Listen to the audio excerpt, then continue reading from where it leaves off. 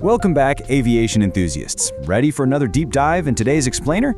If you're an aspiring pilot, maybe a mechanic in training, or honestly just someone who's super fascinated by how aircraft safely evolve over time, well, you are in the exact right place. Think of this as your pre-flight ground lesson on aircraft modifications. Today, we're unpacking a really specific but absolutely crucial piece of the Federal Aviation Regulations. We're looking at Subpart E of Part 21, which covers the Supplemental Type Certificate, or STC. All right, let's look at our flight path for today. We're going to cover the modification problem, who needs an STC, proving safety, the anatomy of an STC, and finally, privileges and permissions. Let's get to it. Section 1. The modification problem, upgrading the blueprint. So picture this, you're a mechanic, you're looking at a legally certified airplane in the hangar, and you think, you know what, I can actually make this better. Maybe put a much more powerful engine on it. Now, the aircraft is already completely certified, but you want to introduce a major change. So how do you legally modify an airplane? Because obviously, you can't just bolt on a massive new propeller and go hit the skies, right? You need a regulatory bridge to get from idea to actual flight. And that bridge is exactly what we're talking about today. It's the Supplemental Type Certificate. Under Section 21.111, the FAA lays out the strict procedural requirements for issuing these certificates. You can think of it kind of like this. If the original type certificate, the TC, is the master blueprint of the aircraft, the STC is basically the official FAA-approved addendum to that blueprint. It's your legal permission slip that proves your specific alteration is safe, tested, and 100% approved for the skies. Moving on to Section 2. Who needs an STC? Navigating Section 21.113. What's really interesting here is that this rule treats you totally differently depending on who originally designed the aircraft. So if you actually hold the original type certificate, let's say you're the original manufacturer, you have options. You can apply for an STC, or you can just amend your original certificate. But what if you're operating out of an independent hangar somewhere and you don't hold that original TC? Well, in that case, you don't have a choice. You absolutely must apply for an STC.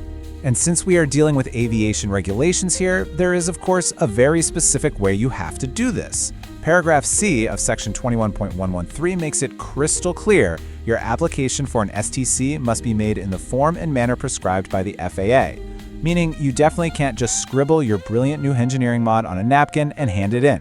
All of your paperwork has to meticulously follow the FAA's prescribed format. All right, Section 3, proving safety, the rules of Section 21.115. Okay, so you filled out the paperwork perfectly. Now we enter the rigorous testing phase. Section 21.115 is all about proving, without a shadow of a doubt, that your modification is safe. First up, your altered product has to meet standard requirements, but it actually goes a lot deeper than that. Let's say your bigger engine introduces an acoustical change.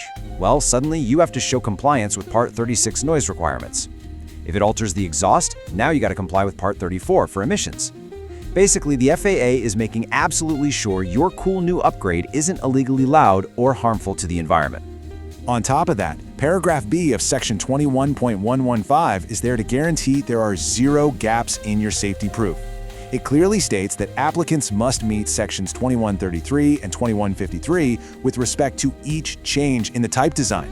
I want you to really notice that wording, each change.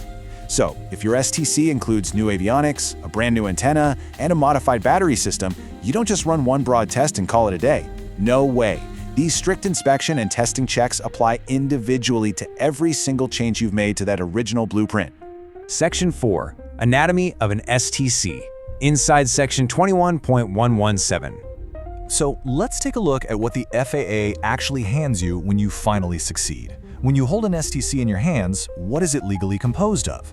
Well, it physically consists of two key elements. First, you have the brand new FAA approval of the design change. And second, it includes the previously issued type certificate. It fundamentally links your new modification directly back to the established baseline of the aircraft itself. Now here is the really great news for all you innovators out there, found in Paragraph A of this same section. It plainly states that an applicant is entitled to a supplemental type certificate if the FAA finds the requirements of Sections 21.113 and 21.115 are met. Now, entitled is a very strong legal word. It literally means that if you strictly follow the application rules and you perfectly execute the safety testing we just talked about, the FAA will grant you this certificate. It's totally merit-based, designed specifically to reward rigorous, safe engineering. Finally, Section 5, Privileges and Permissions, reaping the rewards. You've survived the testing, and you hold your STC. Awesome. Now it's time to understand the actual, tangible legal powers this gives you out in the hangar. Section 21.119 clearly outlines 3 major privileges. Step 1. In the case of an aircraft, you can now obtain airworthiness certificates for it. That means you get the power to actually fly the modified plane legally. Step 2. For other products, you can obtain approval to install them on certified aircraft. And Step 3, you can even obtain a production certificate in accordance with Subpart G. This is huge. It means you don't just have to build one single modification. You can actively manufacture your approved change and reproduce it. But what if you don't want to manufacture it yourself? What if another ambitious mechanic 2 states over wants to use your brilliant modification on their airplane? Well, that brings our final rule into play, Section 21.120. This is the responsibility to provide written permission for alterations. Let's actually read this exact mandate directly from the regulation. Quote, "A supplemental type certificate holder who allows a person to use the supplemental type certificate to alter an aircraft, aircraft engine, or propeller must provide that person with written permission acceptable to the FAA." So this is basically the aviation equivalent of a formal permission slip. It ensures your intellectual property is respected, and more importantly, it means the FAA can track exactly who is altering aircraft based on your approved design. You absolutely have the power to share your STC, but you gotta grant that permission formally and in writing. And that brings us to the end of our flight path for today. We've journeyed from the initial problem of wanting to modify a blueprint all the way to securing the actual legal privileges to fly, install, and share that modification.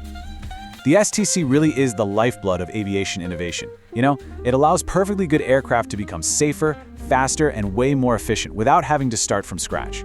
So, I'm going to leave you with this question to chew on. As an aviation professional, how will you use STCs to innovate the aircraft of tomorrow? The blueprint is out there. It's just waiting for your approved addendum. Thanks so much for joining me on this explainer. Keep your skies safe and your logbooks updated. I'll catch you next time.